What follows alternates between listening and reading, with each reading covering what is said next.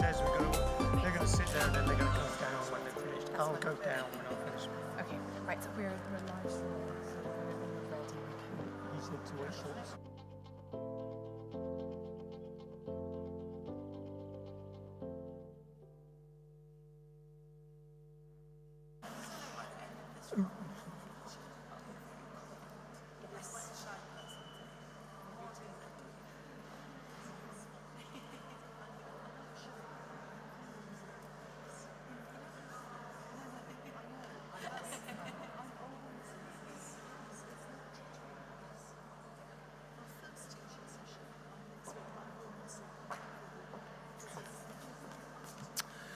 Okay, hello. Welcome, everybody. So my name's Jerry Pritchard, and I'm the Director of Education for the College of Life and Environmental Sciences, and you'll belong to one of those schools. Welcome to this event, which hopefully will give you lots of information, probably too much information, but don't worry, there'll be plenty of other opportunities to pick things up if you miss something and so on.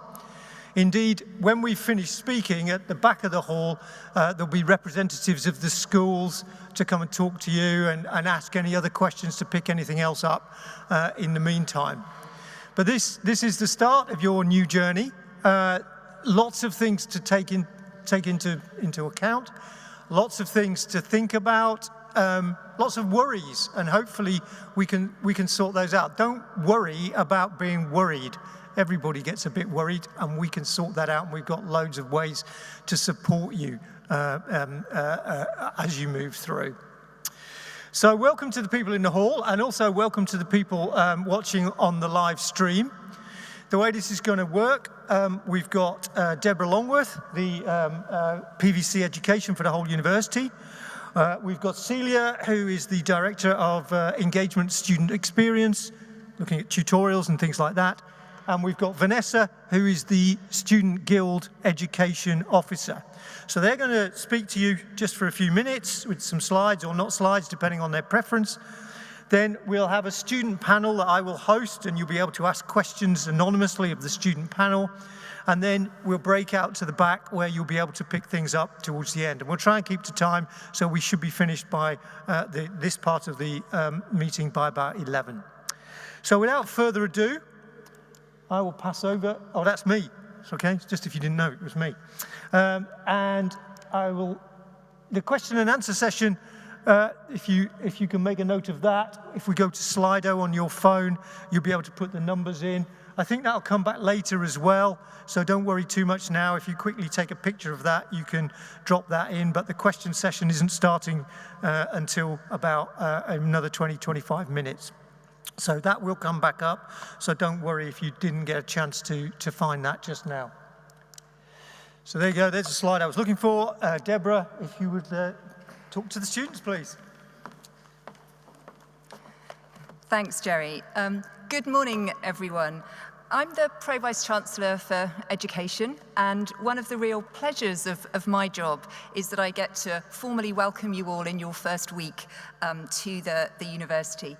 As a Professor of English Literature, I'm unlikely to teach any of you over the next few years, but I hope to see you around campus or potentially at events or the sorts of focus groups that I'm often involved in with students, and I will probably almost certainly get to grant your degrees at the end of your programme. I was very privileged on Monday to be able to represent the university at the Queen's funeral. And while I was there, and we had a good 3 hours to wait once we got seated at 8 a.m. in the morning, I was thinking about what I wanted to say to you as part of this introduction. And what struck me, I think in particular in the lead up to the event, was the community that was developing among strangers, really, amongst all of the people who'd come to London for this event, camped out overnight, those of us who were there for the funeral too. And I decided that was what I really wanted to pick up with you. You will make many good friends during your time with us, friends that you will keep for life. But at this point, everything probably seems very new. You'll be meeting people, but really you'll be meeting people for the first time. And what I experienced on Monday was people coming together from across the country, across the world, from many different backgrounds, many different cultures. And we all had one thing in common, which was that none of us had been to the funeral of the British monarch before, and none of us really knew what we were supposed to do. We'd had all our instructions, we knew the time and places that we need to be. But beyond that, we'd never been through this experience. It was new to everybody, from the police, the servicemen, the stewards in the Abbey, all of us who were sat in the nave, heads of state from around the world, President Biden. None of us really quite knew how to behave. And what people did do, everyone, was smile at each other and say hello.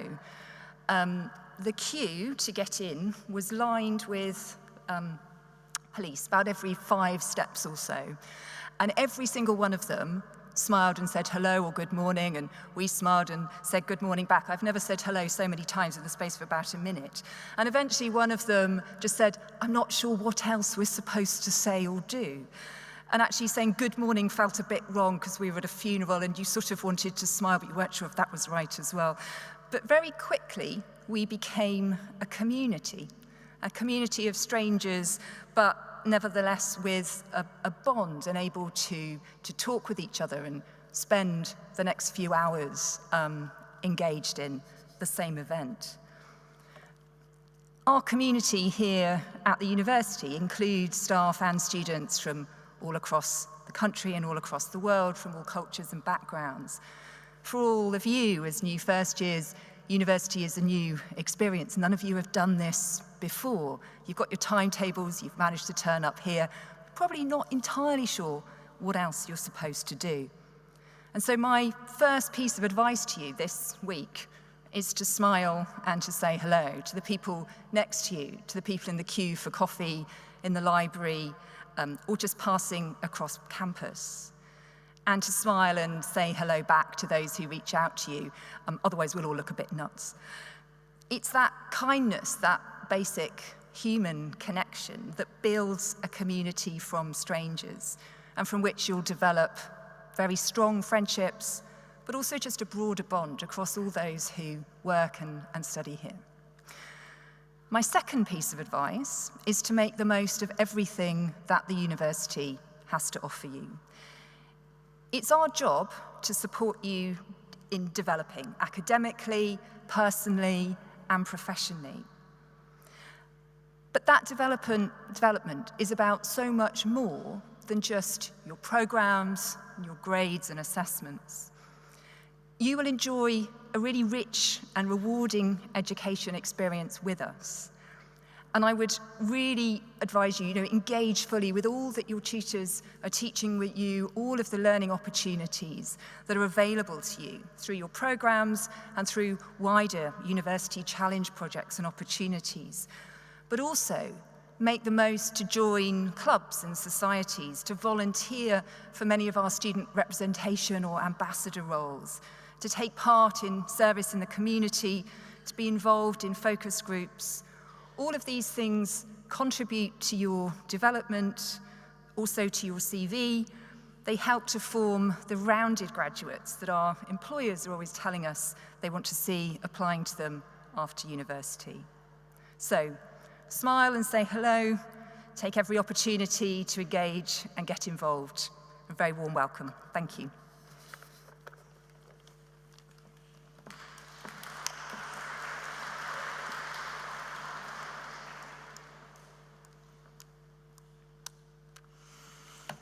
Good morning, everybody. I'm Professor Celia Greenway, and I work alongside Deborah and Ness, helping to support you through your journey at the university. I feel very lucky to be able to speak to you today, and I want to talk to you about the academic support and the development opportunities you will have at the university. All of you, in the next few days, will be assigned a personal academic tutor.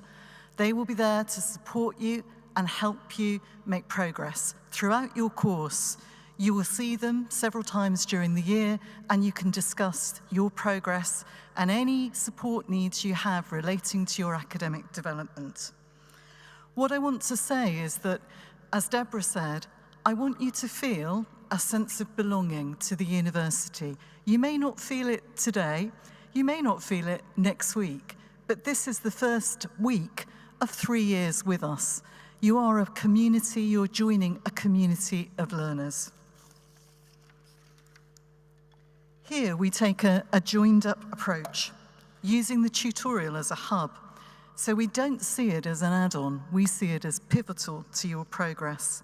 Your personal tutor will help you with your academic progress by looking at how to develop those academic skills and guide you to the right support service.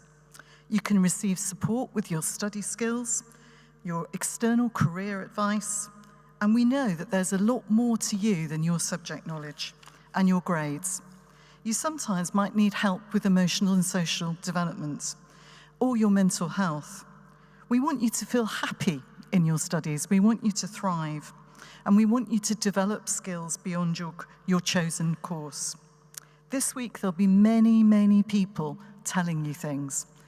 You're going to have to do a lot of listening, but actually, when you have the opportunity to reflect back on this week, think, actually, I could do this. I could go and talk to Ness about things to do at the Guild. I could go and talk to my personal tutor about the fact that I need help writing an essay. And actually, as well as me, Deborah, Jerry this morning, there we go. This community of learners part is very important. If you look around the room, you will see people that are your best support. I actually met my closest friend on my second day at university. He's godfather to my child and was best man at my wedding. I also met my husband. Now, I'm not proposing that this is a marriage bureau and that I can guarantee that you will all meet your spouse in the first few weeks of term. But that's actually what happened to me.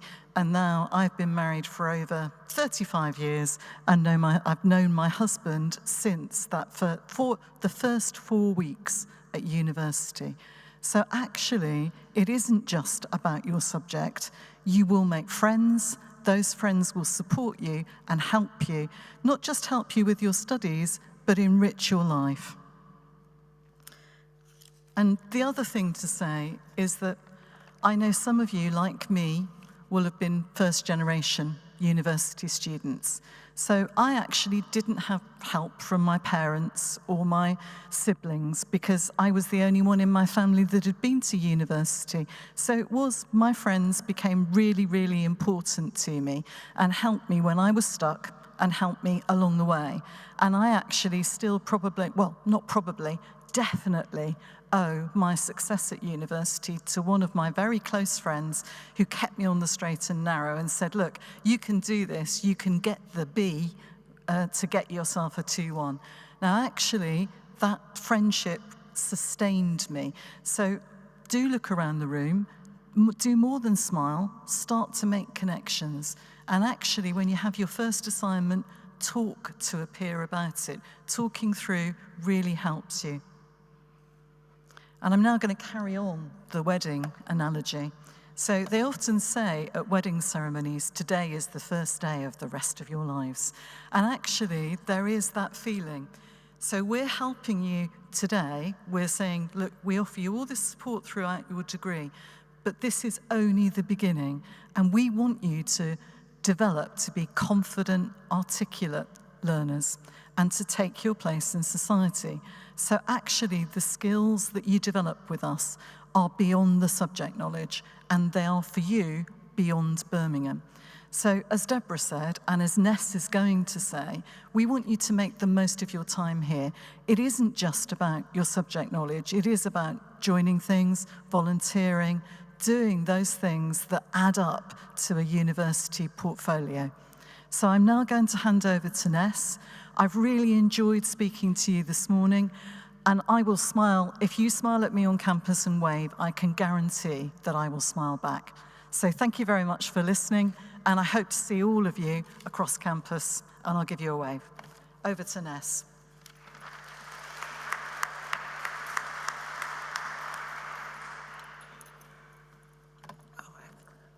Hi. So my name's Ness, and I have been elected to be the Education Officer for this academic year, and I've been given the privilege to give you a short introduction to what the Guild of Students actually is. So the Guild of Students is driven by you, but it's led by 7 different full-time officers who've all taken a year out of their studies to make sure that you have the best academic and social experience possible. It's not clicking.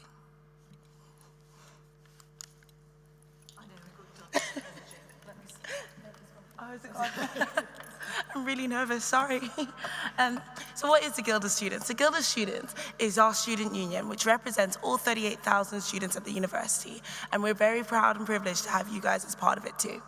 We help with lots of different things, and basically, the long story short of it is that we represent you beyond the lecture theatres. That includes representing your academic interests, and that can be done through the student rep system, where you can be a range of different types of reps, from a course level rep all the way up to a Senate level rep, with lots of different roles and responsibilities, but also an extra awesome thing to add to your CV. Along with that, we can help you tackle any issues that you may face.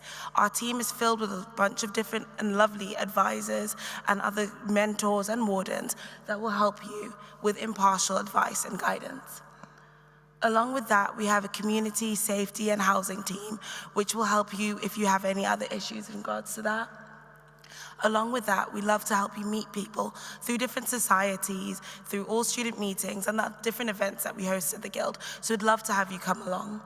We'd love to help you learn new skills and have fun and enjoy your time here at the university. In terms of welcome back, I hope that you guys have enjoyed our events that we've had throughout the week. But if you haven't, we have a societies fair throughout the day, a silent disco, and lots of other fun events, including a Selly Sports Day in Selly Oak Park, which is completely free, with lots of food and like really good time. So if you have any questions or would like to just come in for a chat, myself and the rest of my team have an open door policy and would love to see your faces within the Guild of Students by the Mermaid. But my only last piece of advice to you is to enjoy your time here at the university. The 4 years will fly by, and before you know it, you'll be back in this hall for your graduation. Thank you.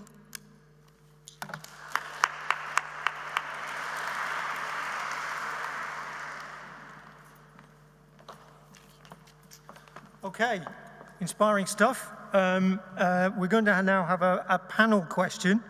It made me think, though, my first day at university, I met the people I still know now. Hopefully I can trump the others, because my mate is now the ambassador to Hungary. So that works for me. The thing that my piece of advice before we go to the panel, if the panel would like to make their way to the stage, the thing I learned that made me loads of friends was when I was in halls, I was the only one who could cook a chicken. So I ended up with loads of friends who couldn't cook. So top tip, learn to cook a chicken or whatever takes your fancy and share it with your friends. Works good, save a bit of money as well. Now, we're going to have a panel question, and what I'm hoping is that the Slido thing comes back up. I'll leave that on. So you can go to that and you put in that code and you'll be able to put in questions which I will see on the iPad, and I will then put them to the panel. I will in a minute ask the panel to introduce themselves. You can also vote on the questions. So if somebody else has put in a good question, you don't have to write it. You can just like it and it will come to the top of my list. I won't tell you what the most popular question was last year. Let's see if you come up with the same one this year.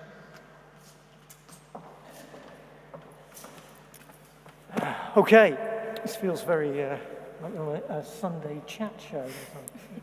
So I'm now going to ask the panel to introduce themselves, say who they are, what year they're in and which school they're from, and we'll start at this end. Hi, I'm Daniel. I'm a second-year student in the School of Psychology. Esme? Hi, I'm Esme. I'm a third-year student from the School of Geography, Earth and Environmental Sciences. Hi, I'm Jimmy and studying third year of Sport, Exercise and Health Science. Hi, I'm Alex. I'm from School of Biosciences. I'm in my fourth year. I'm both school rep and the college rep for Life and Environmental Sciences.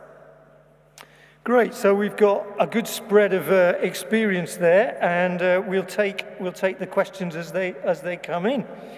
So we've had one question, which 19 of you like so far, so please try and put some other questions in. Top questions so far are, what are the best things to get involved in outside my course? I still want to get good grades, don't we all? But what are the other things to do at uni as well? I think that's a really good question, because as academics, we just look at supporting you, your marks and the teaching and the learning and so on. But university's lots more than that, as you heard in some of the talks. So let's have a top tip from each of you. I'd say my number one piece of advice for doing stuff outside of your academics would be look at societies. Societies are really interesting in that you can join and go when you can, but you can also then, if you're busy or having a rough time, you can take some time off and do stuff if you want to help your academics.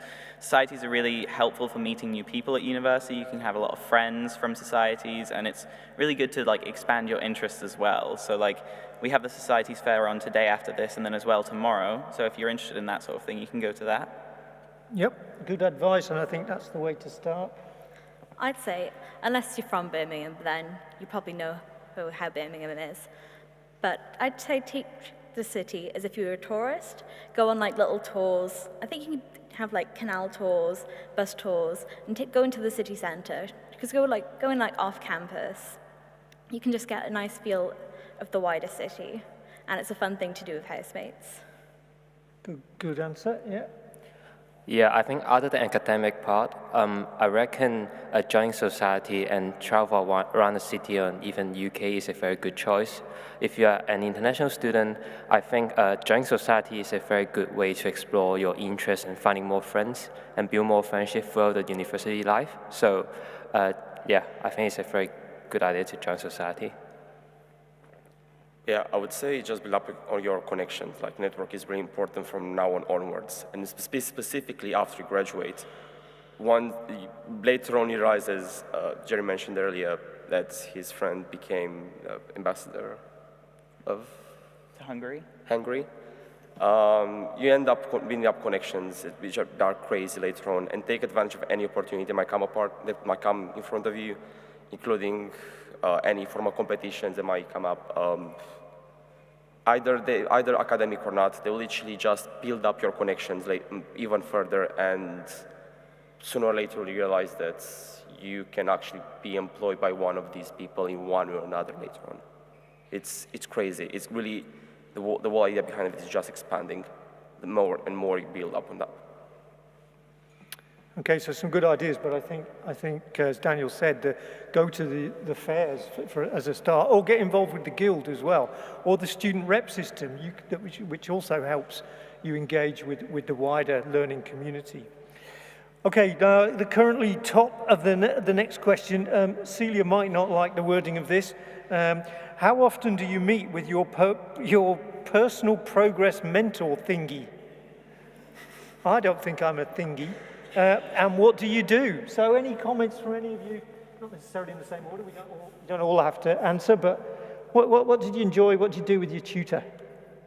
Well, my personal progress mentor thingy, to get us to bond, he'd ask us what we watched on Netflix recently, and then after that 20 minutes, we'd go on to discuss generally the course, fitting in.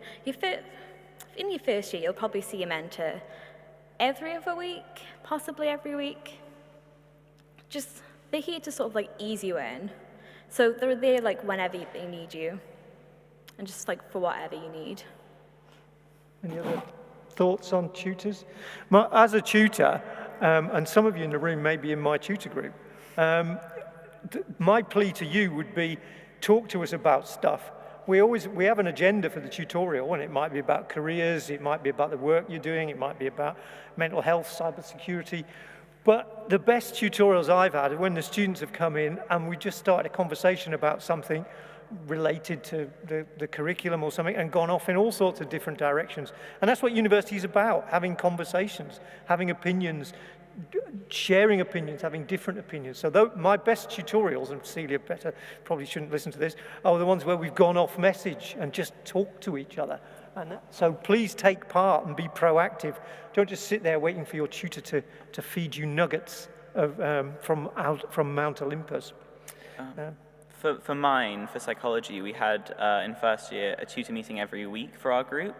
But depending on your tutor and their sort of office hours when they're available, you can also go in and see them, book time if you need any help. If you're having any struggles with particular courses or like any of your modules, you can talk to them. Maybe figure out if you haven't adjusted to the different university teaching and learning styles, you can talk to them about what sort of strategies you can take, because they're quite used to helping new students get really into the field of university and get quite comfortable, because it is so different from what you're doing before. Yeah, that's really good advice, and it sort of goes back to what I said right at the beginning. Everybody in this room, to a greater or lesser degree, will be thinking, I shouldn't be here, everybody else is cleverer than me, everybody else knows more than me. That's not true. You are here because you can succeed, you're here because you can fit. And if you've got any worries about any aspects of that, your tutor, as Daniel says, is a really good place to go and start having those conversations. Right, anyone else like to say about tutor, Jimmy? Yeah, for my tutor, because my second year is basically under COVID, but I basically meet my tutor every week, and he basically like track my progress towards academic or social life, and he's very nice, because I was very nervous and stressed when I was in first year, but basically every time and when I like meet some problem, I just send him email and he'll help me sort out anything, whatever is social life or even academic part.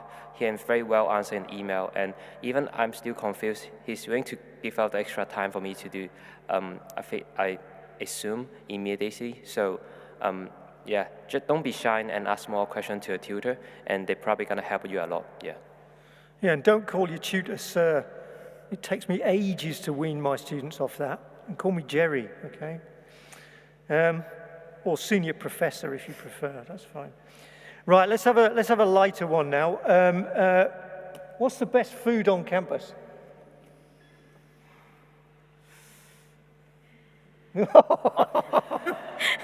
Honestly, I just go to the Costa if I'm going to lectures and stuff. Like, it's quite easy, as long as there's not the massive line outside, because sometimes depending on the timings, because people like to go before or after their lectures, so just try and stay away from going there on the dot on the hour, but I just go there.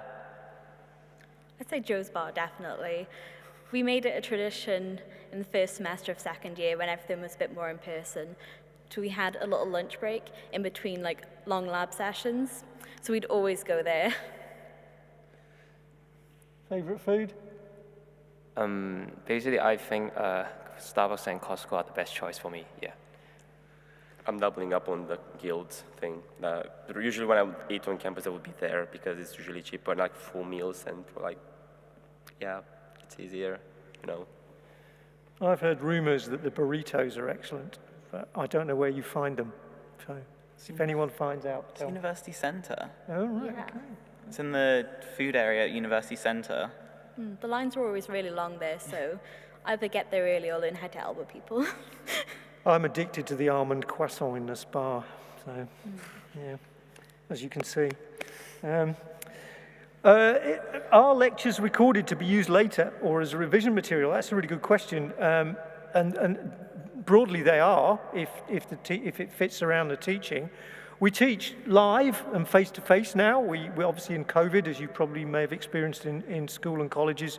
A lot of the teaching was online, but we are now enthusiastically, as we are here now, embracing the face-to-face meeting because it's different and it's better. There's a lot of online material to support that, but a lot of the sessions that you'll go to live aren't just people lecturing at you. There'll be what we call flipped material, where you'll have watched something or read something in advance and then you talk about it and discuss it in the lecture. The live sessions often are recorded, but because they're live sessions with interaction, they might not be as useful to just watching the recordings if you were unable to attend or if you really just wanted to stay in bed. So I warn against that because, as I say, the recording of the sessions isn't necessarily as useful as actually being there. So being there at the live session, it's like a live football match. It's more exciting than watching it on Match of the Day, except if your team's won and you can rerun the goals and stuff. Recordings of your lecture sessions, what's your feelings on those? I want to add something on that. You end up finding yourself rewatching them multiple times. I wouldn't recommend necessarily do that too often. Don't focus too much on the notes from the lectures because the more you progress in your studies, you realize that extra reading is much more important. Those are your real notes. And the lectures that will be taught are meant to be like a main skeleton on which you add extra information. And that's how you properly develop yourself as independent learners. That's what University of Birmingham has one of the main aims to make out of you, especially as a science-oriented college. I think as well, with recorded lectures, you sort of fall into the trap where you're going to pause, replay, make sure you get the notes down exactly as it's said. But when you're looking at revising content, learning things, that's not really the best way to go about it. You should sort of be filtering stuff out, you know, sorting out your notes as things go along, and live lectures really help with that because it means that you have some time constraints to actually sort of boil down and separate out the sort of core ideas that you need to get down. And I think it's really helpful because then if you've got that first sort of foundation, you can go back and look at it if you're confused or you need a bit more help reviewing stuff. But being able to sort of get rid of all of the stuff that you don't need and get the essential material down in your notes is really important because then it means that you're more able to remember it when you're coming up with an exam or something like that. And then also for things like seminars and like workshops that you have, stuff like that isn't recorded, so it's really important that you go and you get the full experience out of it. I mean, there's no point coming to university if you're just going to miss everything. Anyone else? Sorry, Esme. It's all right. Say as well as having like recorded lectures afterwards, which is quite handy, it's good to note that a lot of lecturers will publish the PowerPoints beforehand. And I'd say the best way of learning is to go through the PowerPoints, go to a lecture in person if you're not ill, and then maybe like look afterwards to see what you've missed. Yeah, if you do have reasons that you can't go to lectures, you should let your tutor know. You should log that in, particularly if it becomes a longer term problem. There's lots of support around that. I'd also say, I mean, the question says use later as revision material, which implies there's an exam, which there often will be. Remember that, and I'm speaking particularly to people who've got biology A-level, because I know quite a lot about the biology A-level.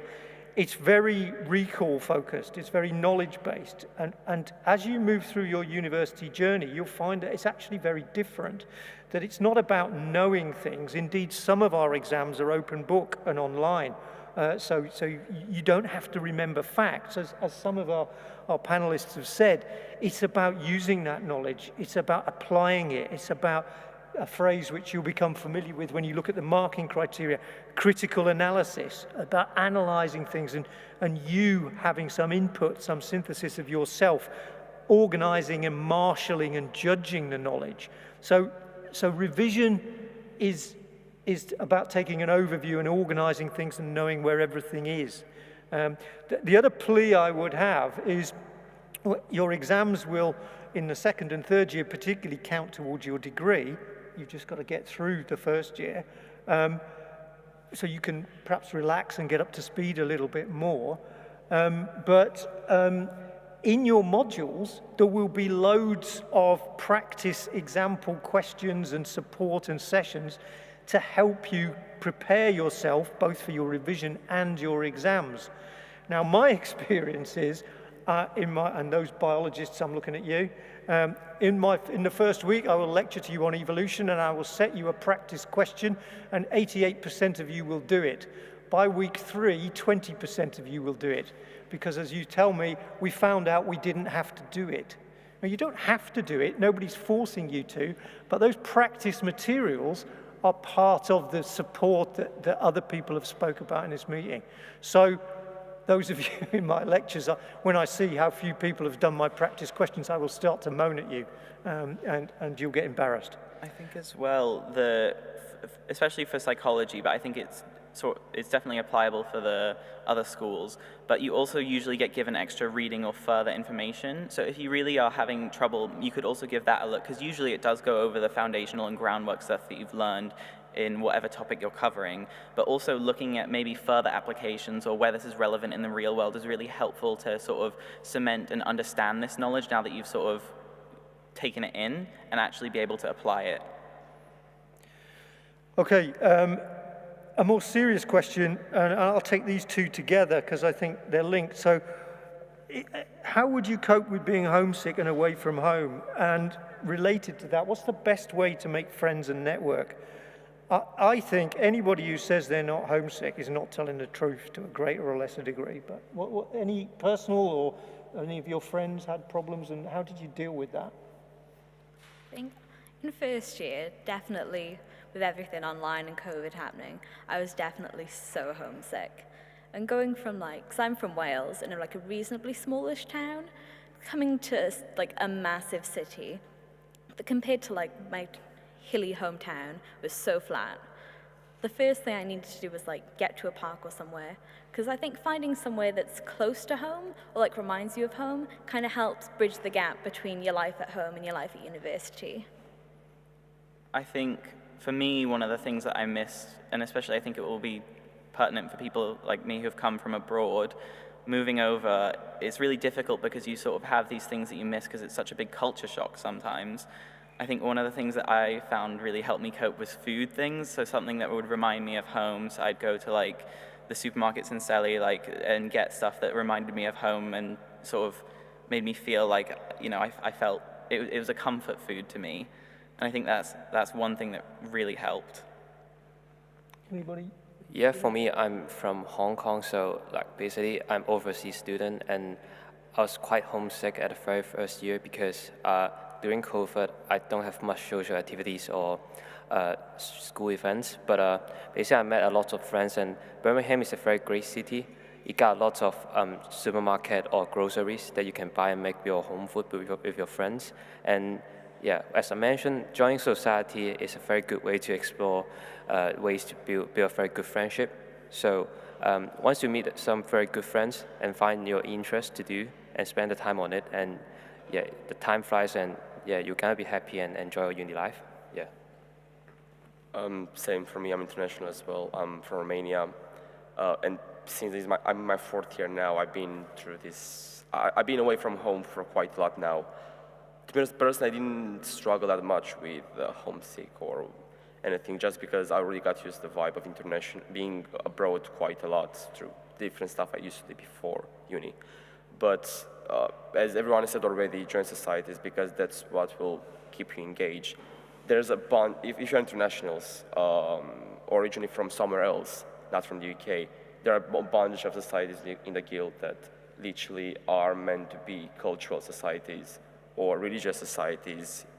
There's literally a society for anything you want and you don't want, even a tea society, Taylor Swift society. There's quite a wide variety. I'm trying to put under a spotlight even the sports clubs, because nobody mentioned that so far. Trust me, by the end of uni, you'll join at least one sports society. There's a lot of potential behind them. We had sports fair yesterday, but it's still not too late to already look out for those clubs out there. Join one now, or in the future years. Trust me, it will be worth it. You'll stumble upon a lot of people you'll be friends with later on as well. And maybe just to follow up to the sports question, because there's a question here about, I don't want to do really competitive support. Is there an opportunity just to do sports socially? So presumably you've engaged with that as well as with the real high-level stuff. Most sports clubs are actually a combination of both casual and competitive students. So it's pretty much all of them have a decent ratio for you just doing that for fun and other people just competing. I personally just joined the judo club last year, and even though I just do it for fun, I still end up competing just because of the competition vibe is just also quite engaging. But other sports are literally kind of separate their teams completely, like casual players are casual players and won't end up competing, they'll just meet regularly, do that for fun, or literally train really hard for actually really high-level competition like PAX that's meant to be at college and university level. Like, you literally compete against other universities in the UK for those medals. And if you go in sport and fitness, you'll literally see a lot of medals from University of Birmingham. We are well known for our wider sports variety. and high-level performance. I think as well, there's also sometimes sports teams and groups within societies that aren't dedicated to sports. So I know that the Psychology Society did have 2 friendly teams. I can't remember what sports they were for, but you can also look if certain societies might have a sports team or just sort of friendly games and stuff to do. So you don't have to just join purely sports societies, but also keep a lookout for any other ones that are sort of in the larger ones. Yeah, that's true. There was a biology sports team and they beat the biochemists, so I was quite happy with that. But, and staff played in those games as well. A quick one, somebody asks, is the tutor that you have from your program a teacher on your program? The answer is yes. They'll be aligned as far as we can to what we know about your particular interests. There's a few questions here which pick up about the lecture recording and attendance at lectures, about how do you take notes, and is it better to take them on paper or electronically? I presume it's whatever you prefer and what works for you, but any thoughts on that? I'd say it is whatever you prefer. And you can sort of like spend the first couple of weeks sort of finding what works better for you. But if you want a solid answer, I would definitely go taking notes online. Because at least for my course, there are a lot of diagrams. And the first couple of weeks, I was like, yeah, I'm fine. I can draw diagrams. It'll be fine. And then, you get into a bit more when you take up a few more lectures, and your hand starts to hurt. And you wonder if you've made the right decision. But I kind of stuck with it for the whole first year. But I definitely go the best way is to have one Word document. So when you're going back for assignments and you're looking for specific set things, you don't have to flip through tons of paper notes. You can just find a keyword and immediately you've got the notes you've taken on whatever subject. I think, yeah, it's quite a personal thing. I think for me, I use my laptop just because I already had sort of a system set up. It helps me. My handwriting's awful. So I think that the number one thing is if you're going to do computer notes, you have to make sure that you have an organizational system. You're not just putting it wherever or in just basic text. You need to make sure that you've got things that are more eye-catching, things that you'll be able to remember more, key points and stuff sort of highlighted, colored, changed size, just so that you can sort of pick through the visual sameness of your notes to find specific things. And also, if you are going to do, because I know some of my friends do purely handwritten notes, if you're going to do something like that, you have to make sure that, again, that you have organization, that you're able to sort of bring all the stuff that you need and that you've got it all there, but also that you're able to read over what you've written. It's why I do the laptop stuff, because if I went into lectures and I had to start writing down as fast as I could, I wouldn't be able to read anything that I'd written. So just make sure that you're comfortable, you're confident, and that you feel like you can do that sort of thing.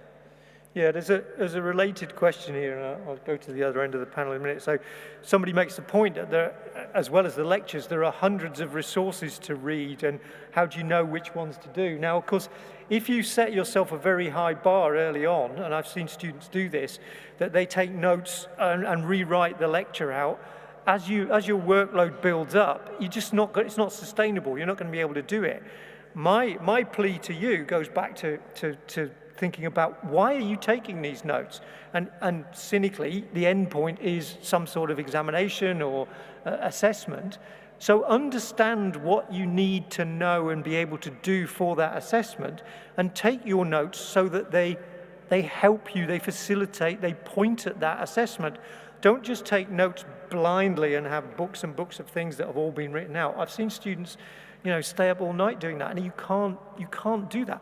Think about why you're doing that, and that ties into the assessment side. Any thoughts at the other end of the panel? Yeah, for me, taking notes is very personal. I'm gonna use both, for me to say. At the very beginning, I will use PC or iPad to drop down all the necessary notes throughout the week. But once it's come to exam, because at that moment, we already experienced around 3 months studying on different modules, and my memory is gonna be quite loose, and I'm gonna drop it by handwriting using a paper to mark all the main points down. And once I come to exam, I just read the paper, and I'm not going to read the lecture notes again. Yeah. Personally, I've been through both analog and digital throughout my 4 years of uni so far. I started as on paper, in first year, second year on paper. And then I realized it took me ages to redo all those notes and all those diagrams to make them look nice. Yeah, and later on I switched on to writing them on tablet. I literally just draw, and still doing handwritten stuff, but as a digital version. Because you literally just copy-paste the slides in a document on OneNote. Big advantage. Take big advantage of OneNote, which is part of the, it's already prepaid as part of your Microsoft Office package as a student. So you already have access to that for free. You literally just copy-paste, the way I do it personally, I just copy-paste the slides on OneNote and take notes on the side if there's any specific special comment from the lecturer, and then continue with extra reading on top of that. I'm literally reached the point when my year is mostly focused on research, so I don't really do many lectures anymore. I only have one taught module this year. Everything else is just a project, a really big-ass research project. And literally taking notes digital is much more advantageous at that point onwards. Also, get in a good habit of keeping stuff really charged if you're taking stuff online. I can't tell you how many times I've forgotten the night before that I have a lecture and then been like, oh, I need to wake up. And I get there and I'm like, oh, my laptop's completely dead. And you're just completely put out at that point because you don't have the paper because you're not taking paper notes. So just keep stuff charged, get into a habit. I'd go one better on that. And pretty much every lecture theatre, at least ones that I've been in, they have chargers. So remember to bring your charger and use the university electricity. None of the ones that I've been to have chargers. Oh. All of my lecture theatres never have plugs. So I always get stuck with no laptop if I forget. They clearly just prefer geese students. Take a power pack. Yeah. Or a piece of paper. Oh. Okay, somebody asks, are tutor meetings mandatory? In other words, do you have to go to them? Yes, they are. They're a core part, as Celia said, of what we do. And if you can't make it, which is related to another question, let your tutor know. Keep in touch. It's all about that communication. It's not us and them. You're part of this whole community, and we need to make sure you're okay and that we can help you with any problems. Somebody else asks, what's the difference between a tutorial, a seminar, and a lecture? A simple way to say that is size. A tutorial might be, 5, 6, 7, 8 people. A seminar might be 20, and a lecture could be 150, 250. In the past, I might have said it's the level of interaction, with a lecture being delivery of information, but that's changed with the online support and the flip model that I talked about earlier. So even if you hide at the back with a cup of coffee and a double-decker, nursing a hangover or lack of sleep, which is what I used to do, you still can be picked on by the lecturers because we're quite mobile in lecture theatres now. There's nowhere to hide. So come to lectures expecting to participate as well as seminars and tutorials. Any thoughts on that, hiding at the back of the lecture theatre? Well, roaming mics and everything now, it's like Jeremy Kyle. I would say go to every session prepared, but at least for geese, they don't really pick on us for questions, so hiding at the back of the lecture theatre is very effective. I'll find you, don't worry. Quick one for you, Jimmy, and maybe at the end there. I mean, what's the best way for international students to conquer the language barrier if English isn't your first language? Any tips for that? It's quite a good question. Basically, as being an international student, English is my kind of third language in Hong Kong.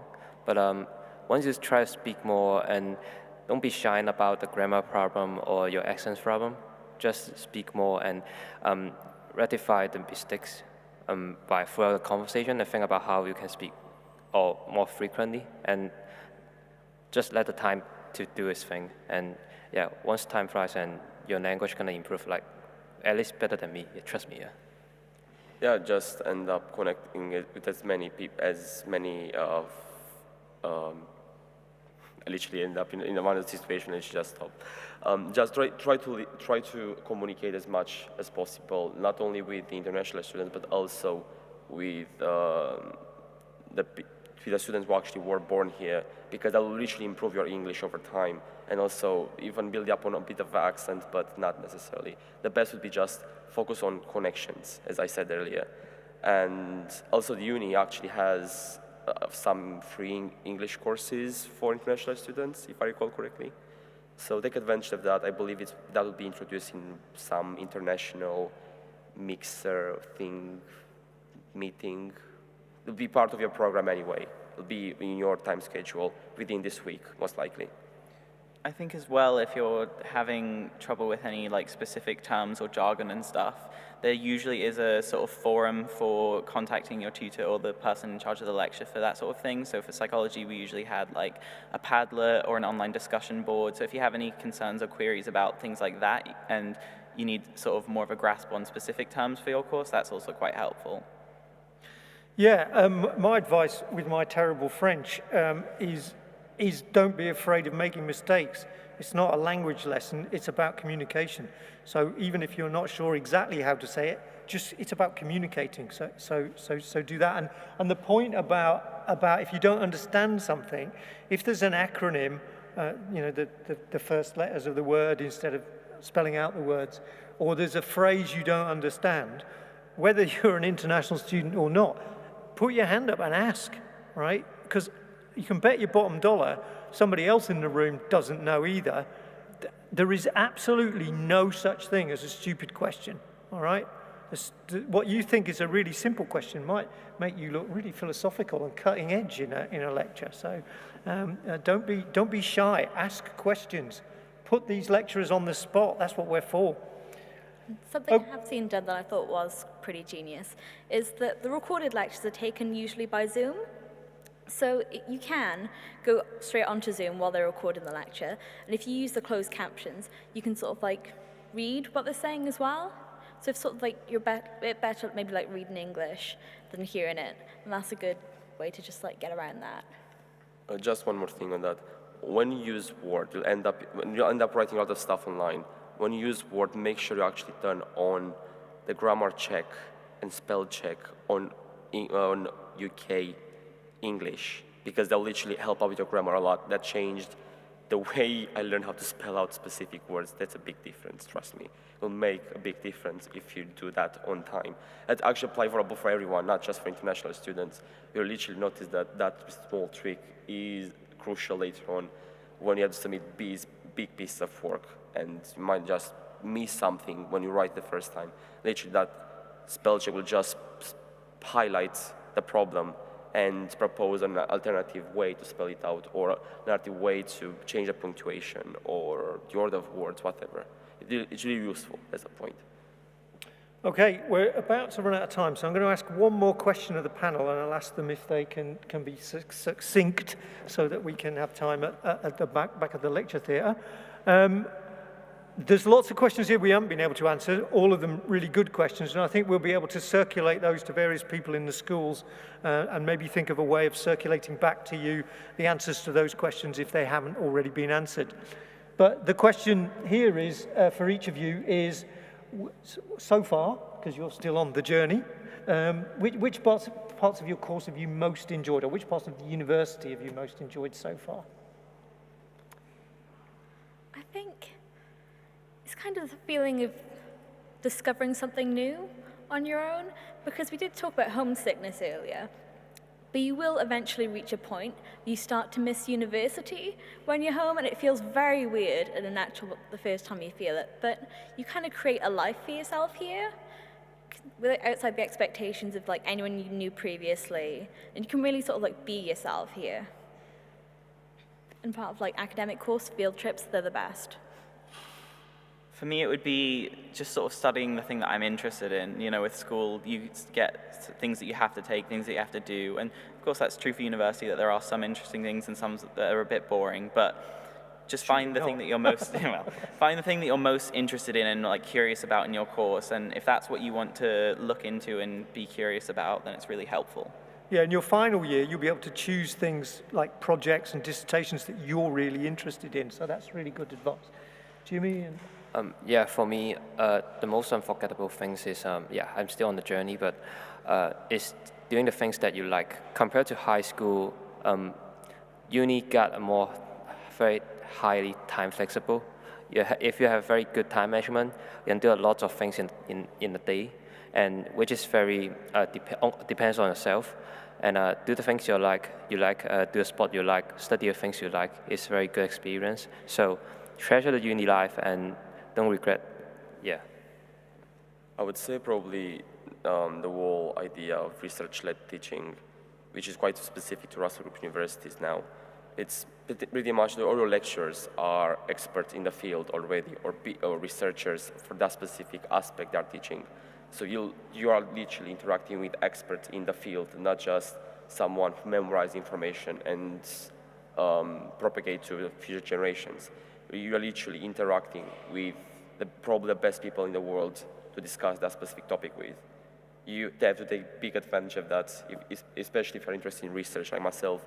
You'll end up having later on in your course these set of research seminars, which are much more different from what you normally call a seminar.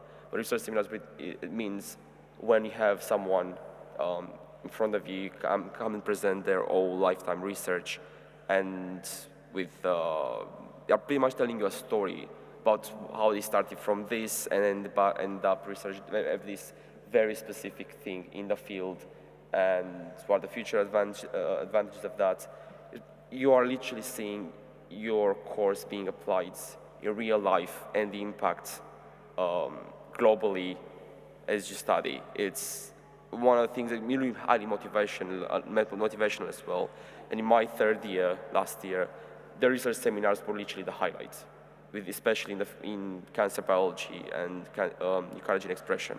These were probably the best bits of the course so far. So take advantage of those, attend as many as possible. They are already part of your modules, but also outside of the module. They are not just optional.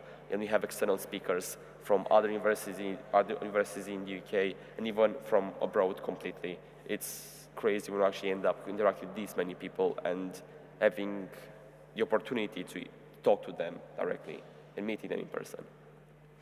Okay, so thank you very much. I'll just tell you, I did say I was going to tell you what the question was that was asked last year. Nobody asked it this year, but it was by miles the top question last year, and it was, when do I need to start worrying about my second year accommodation? So you're obviously, which is a weird question at this stage, but anyway, you're probably all going to worry about that now that I've mentioned it. Anyway, don't. Everything will be fine. So thank you for some excellent questions. As I say, we'll feed back some more. I'd like you to join me in a round of applause for our panel.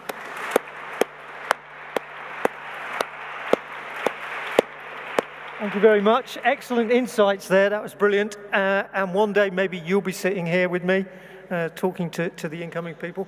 So now I think we've got staff from all 4 schools and various activities and displays at the back there to follow up on some of these questions or just have conversations with each other and the staff. So thank you very much for coming.